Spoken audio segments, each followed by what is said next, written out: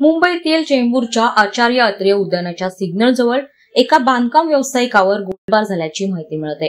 दोघा बाईकस्वारांनी या बांधकाम व्यावसायिकावर रात्री 9:50 गोळ्या झाडल्या। त्यापैकी एक गोळी त्याच्या गाळाला स्पर्श करून गेली, तर दुसरी गोळी गाडीला लागल्यानं काचा फुटल्या। सदरुद्दीन खान वय वर्ष 50 असं या बांधकाम व्यावसायिकाचं नाव असून त्याला उपचारासाठी झेन हॉस्पिटलमध्ये दाखल करण्यात आलंय। हा गोळीबार का आणि कोणी केला हे अद्याप स्पष्ट झालं नाही। पोलिसांनी या प्रकरणी तपास सुरू केलाय।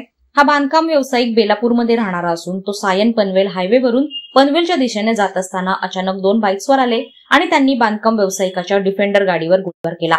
संबंधित बांधकाम व्यावसायिक हा खासदार वर्षा गायकवाड यांचा निकटवर्ती असल्याची माहिती मिळतेय।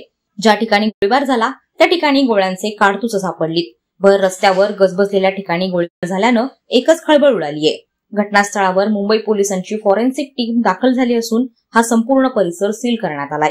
ज्या गाडीवर गोळीबार झाला ती गाडी पोलिसांनी ताब्यात घेतली असून बिल्डर सदरुद्दीन खान याच्या सोबत गाडीमध्ये त्याचा ड्रायव्हर होता। आता पोलीस त्याला घटनास्थळी आणून त्याच्याकडून घटनाक्रम जाणून घेणार आहेत। वादळवारा लाईव्हसाठी न्यूज ब्युरो, नवी मुंबई। नवी मुंबई व रायगड जिल्ह्यातील ताज्या बातम्या आणि घडामोडींसाठी सबस्क्राईब करा वादळवारा लाईव्ह चॅनल आणि दाबा बेल आयकॉन।